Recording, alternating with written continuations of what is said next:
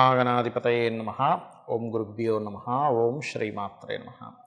పరమేశ్వర స్వరూపమైనటువంటి జ్యోతిష, వాస్తు మరియు ఇతర అనేకమైనటువంటి శాస్త్రములను మనకు అందించినటువంటి మహర్షులకి నమస్కారం. హయగ్రీవ హయగ్రీవ హయగ్రీవేతి యో వదేత్ తస్య నిస్సరతే వాణి జన్మకన్యా ప్రవాహవత్.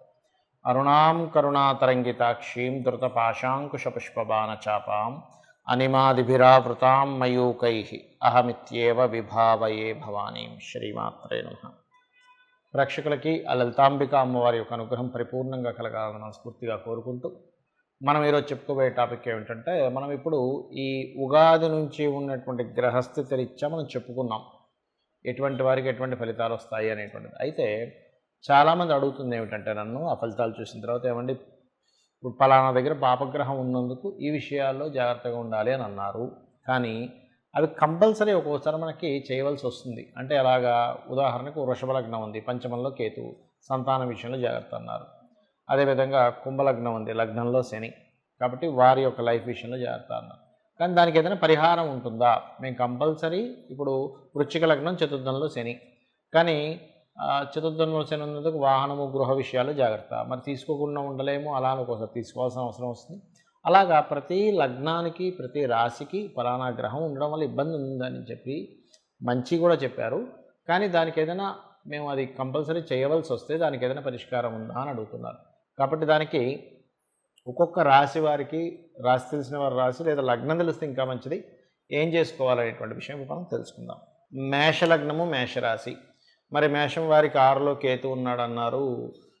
ఈ 6లో కేతు వల్ల నిత్య జీవితంలో ఆటంకాలు అన్నారు. మరి దీన్ని ఎలాగ అధిగమించాలి అని అడుగుతున్నారు చాలామంది నన్ను. అందుకే నేను ప్రత్యేకంగా ఈ వీడియోలు చేస్తున్నాను. 6లో కేతు ఉంది అంటే 6 అనేటువంటిది రుణ రోగ శత్రుస్థానం. ఇది 2 రకాలుగా పనిచేస్తుంది. అంటే ఎలా అంటే, శత్రువుకి ఆటంకాన్ని ఇస్తుంది. ఏదైనా మిమ్మల్ని మీ మీద ఏదైనా చేద్దాం అనుకుంటే, మీరు ఏదైతే వర్క్ చేద్దాం అనుకుంటారో ఏదో ఒక ఆటంకం జరుగుతూ ఉంటుంది. అందుకని మీరు నిత్య జీవితంలో నిద్ర లేచినప్పటి నుంచి, నిద్ర లేచారు, గణపతి ఓం మహాగణాధిపతయే నమః అనుకోండి. ఏ పని ప్రారంభిస్తున్నాం, ఒక అడుగు వేసాం, బయటికి వెళ్తున్నాం, మహాగణాధిపతయే నమః. భోజనం చేస్తున్నాం, ఒక్కసారి మహాగణాధిపతయే నమః. ఎవరికైనా ఏదైనా ఒక ఇంపార్టెంట్ విషయం లేదా ఆఫీస్లో కూర్చున్నారు, ఎందుకంటే 6th హౌస్ అనేది మీ యొక్క వర్క్ ప్లేస్ కూడా చెప్తూ ఉంటారు, అలా ఓం మహాగణాధిపతయే అనుకుంటూ ఉండండి. ఏది పర్టికులర్గా మీరు చేసే నిత్య జీవితం గురించి నేను చెప్తున్నాను ఇది. అలాగే లాభస్థానంలో శని ఉన్నాడు. లాభస్థాన శని చాలా మంచివాడు మేషం వరకు, అందులో ఎటువంటి డౌట్ లేదు. కాకపోతే ఎంతైనా శని కదండి, స్లో మూమెంట్స్ ఇస్తుంటాడు కదా వచ్చే లాభాల్లో.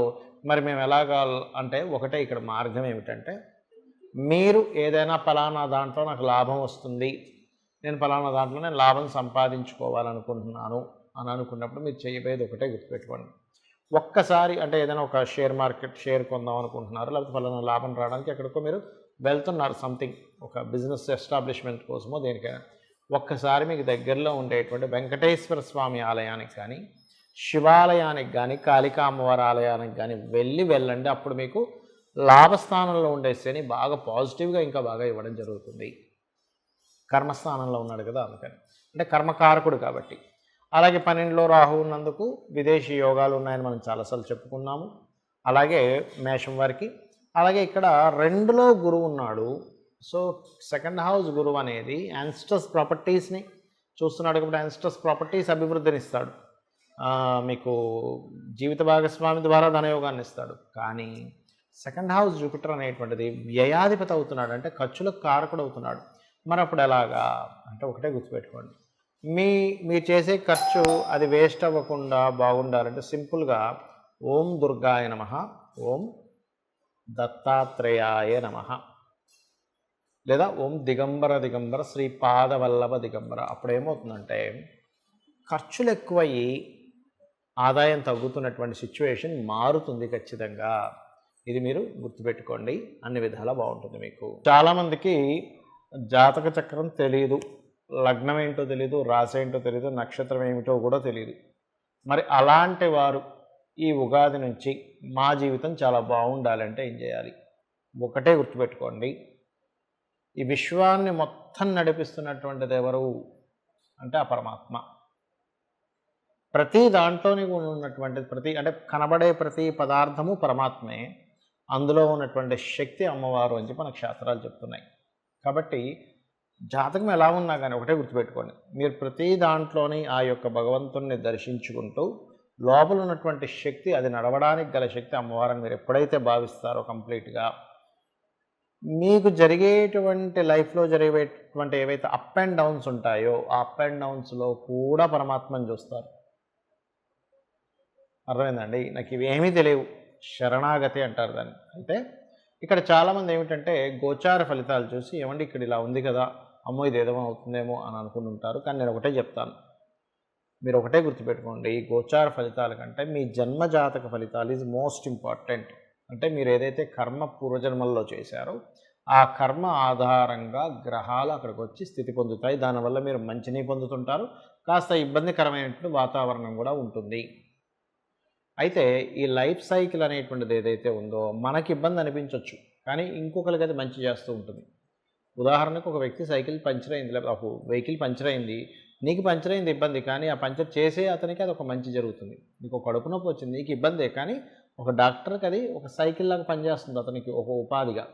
కాబట్టి ఏమిటి, ఎంతసేపు నీ వల్ల ఇంకొకరికి కూడా ఉపయోగపడుతుంది కదా, నీకు కొంచెం ఇబ్బంది కలగవచ్చు కానీ ఇంకోటి ఉపయోగపడుతుంది కదా అనేటువంటి ధోరణితో ఉంటే మనకు ఉండేటువంటి ఇబ్బందులు తగ్గుతాయి. ఒకటి అంటే తగ్గడం అంటే ఇన్ సెన్స్ అర్థం చేసుకుంటాం దాన్ని.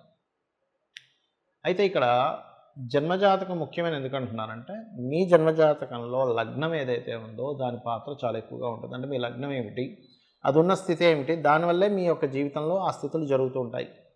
కాబట్టి లగ్నాధిపతి బలంగా ఉన్నాడా బలహీనంగా ఉన్నాడు, బలంగా ఉంటే పర్లేదు, బలహీనంగా ఉంటే ఎలా బలపరచుకోవాలని మన జన్మజాతకంలో ఉంటుంది. దీంతోపాటు అతి ముఖ్యంగా ద్వితీయాధిపతి అంటే ధనాధిపతి ఎలా ఉన్నాడు మన పర్సనల్ చార్ట్లో. ధనాధిపతి బాగున్నాడు, డోంట్ వరీ. ఇబ్బంది పడుతున్నాడు, ఏ గ్రహాల ద్వారా కనెక్ట్ అయింది, ఇబ్బంది ఎలా దాన్ని తొలగించుకోవాలి. సింపుల్ ఎగ్జాంపుల్ చెప్పాలంటే చూడండి, ఇప్పుడు మనం నడుచుకుంటూ వెళ్తున్నాం, ఒక మనకి ఒక ముళ్ళు గుచ్చుకుంది కాలుకి, నడవలేకపోతున్నాం, నడుస్తుంటే ఇంకా గుచ్చుకుంటుంది. వెంటనే ఏం చేస్తాం, మనం ఆగి ఆ ముళ్ళుని జాగ్రత్తగా ఇంకొక పిన్నీస్ పెట్టో ఏదో పెట్టి తీసేసి అప్పుడు మనం ఫ్రీగా నడవగలుగుతాం. అలాగే ఈ ముళ్ళు ఇంకో గ్రహం అనుకోండి, కాసేపు మన కాలు ముళ్ళు, ఇప్పుడు ఇది గుచ్చుకోవడం వల్ల ఇబ్బంది పడుతుంది. అక్కడ అదేవిధంగా మీ ధనాధిపతి ఏదో బ్లాకేజెస్లో ఉంటుంది, ఆ బ్లాకేజ్ ఏ గ్రహం ద్వారా జరిగిందో చూసుకొని దాన్ని క్లియర్ చేసుకోవాలి. అలా ఒకటి కాదు రెండు కాదు, మీ తృతీయాధిపతి అంటే మీకు సహకరించే వాళ్ళు ఎందుకు ఉండట్లేదు, ఎందుకు మాటి కమ్యూనికేషన్స్లో ఇబ్బందులు అవుతున్నాయి, దానికి పరిహారం ఏమిటి అంటే దానికి ఏమిటి పరిహారము, సూర్యభగవాను చూస్తూ ఓం మిత్రాయ నమః మంత్రం పరిహారం. గృహం ఎందుకు కొనుక్కోలేకపోతున్నారు, గృహయోగం నాకు లేదా, విద్యాయోగం నాకు లేదా అనుకుంటూ ఉంటారు. దాన్ని చతుర్థాధిపతిని బట్టి చూస్తూ ఏ డైరెక్షన్లో కొనుక్కోవాలో చూడాలి. సంతాన అభివృద్ధి ప్రతి ఒక్కరికి ఉంటుంది, మా సంతాన అభివృద్ధిలోకి వెళ్ళాలండి, మా పిల్లలు మాలా ఇబ్బంది పడకూడదు, కష్టపడకూడదు, కొంచెం వాళ్ళైనా బాగుండాలి, ప్రతి తల్లిదండ్రి తపన పడుతూ ఉంటారు. దానికి సంతాన కారకుడు ఎలా ఉన్నాడు, సంతానం అభివృద్ధి కలగాలంటే ఏం చేయాలనేటువంటిది ఉంటుంది. అదేవిధంగా రుణరోగ శత్రు తగ్గాలంటే ఉపాసనా మార్గం, అంటే పంచమాధిపతి ఎవరయ్యారు, పంచమాధిపతిని బట్టియే మీకు ఉపాసన అనేటువంటిది ఉంటుంది. దాని ద్వారానే మీరు రుణరోగ శత్రువుల్ని జయించగలుగుతారు. ఆ రకంగా ఏంటంటే ఒకటి కాదు రెండు కాదు, మీకు వివాహ సమయం కానివ్వండి, ఉద్యోగం చేస్తుందా, ఉద్యోగం చేస్తే బాగుంటుందా, మీకు వ్యాపారం చేస్తే బాగుంటుందా, అది ఇక్కడ చేస్తే బాగుంటుందా, విదేశాల్లో చేస్తే బాగుంటుందా. ఎందుకంటే చాలామందికి ఏమిటంటే ఉద్యోగం ఇక్కడ వెతుక్కుంటూ ఉంటారు, ఏదో చిన్న ఉద్యోగం వస్తుంది, వీళ్ళ టాలెంట్కి తగ్గ ఉద్యోగం రాదు, అప్పుడు చాలా బాధపడుతూ ఉంటారు, ఏమిటండి అసలు నా టాలెంట్ ఏమిటి, ఉద్యోగం ఏమిటి అని. కానీ అదే మీకు విదేశాలకు వెళ్తే బాగుంటుంది, ఎందుకు విదేశీ ఉద్యోగ యోగం ఉంటుంది. ఆ రకంగా మనం ఇన్వెస్ట్మెంట్స్ కానివ్వండి, విదేశాలకు వెళ్ళడం కానివ్వండి, అదేవిధంగా లైఫ్లో టర్నింగ్ పాయింట్స్ కానివ్వండి, ఏ మహాదశ బాగా యోగిస్తుంది అనేటువంటిది కానివ్వండి, ఇవన్నీ ఇప్పుడు చూడండి, ఇప్పుడు మనకు ఒక దశ నడుస్తుంది, ఇంకో 4 ఏళ్ళలో ఇంకో దశ వస్తుంది, అది సూపర్ దశ. అది కనుక మనకు తెలిసింది ఇంకో 4 ఇయర్స్ తర్వాత అద్భుతమైన దశ ఉంది అని, అప్పుడు ఏం చేస్తాం మనం, అయ్యా అప్పుడు అద్భుతమైన దశ ఉందా, ఓకే పర్లేదు, నేను కష్టపడ్డాను ఈ 4 ఇయర్స్ కదా అని ఒక ఆశతో మనం ముందుకు వెళ్తూ ఉంటాం. ఈ రకంగా జన్మజాతకంలో అన్ని విషయాలు ఉంటాయి. మరి ఇప్పుడు మీకు అనిపించవచ్చు ఏమండి ఈ గోచార ఫలితాలు ఎందుకు చెప్పుకుంటున్నాం. గోచారం అనేటువంటి బయట ఉండే వాతావరణం లాంటిది, బయట ఉండే సిచ్యువేషన్స్ లాంటిది, బయట ఉండే ట్రాఫిక్ లాంటిది, బయట ఉండే మార్కెట్ లాంటిది. దాన్ని అంచనా వేసుకుంటూ మన జీవితాన్ని ఎలా అయితే, మన జీవితంలో నిర్ణయాలు, మనం చేసే బిజినెస్ అన్ని ఎలా నిర్ణయం తీసుకుంటామో, ఈ గోచార గ్రహాలు ఇప్పుడు ఇలా ఉన్నాయి కాబట్టి ఈ గ్రహాలకి అనుగుణంగా నేను అలాగా నడుచుకోవాలి అనేటువంటి చూసుకుంటూ మనం ముందుకు వెళ్తాం. కాబట్టి ఒకటే గుర్తుపెట్టుకోండి, ఎలా ఉన్నా మీ జాతకం, అమ్మవారిని నమ్ముకున్నారా, అమ్మని నమ్ముకున్న వాడికి ఎలా అయితే అన్నానికి లోటు ఉండదో, అమ్మవారిని నమ్ముకున్న వ్యక్తికి దేనికి లోటు ఉండదు. శ్రీమాత్రే నమః.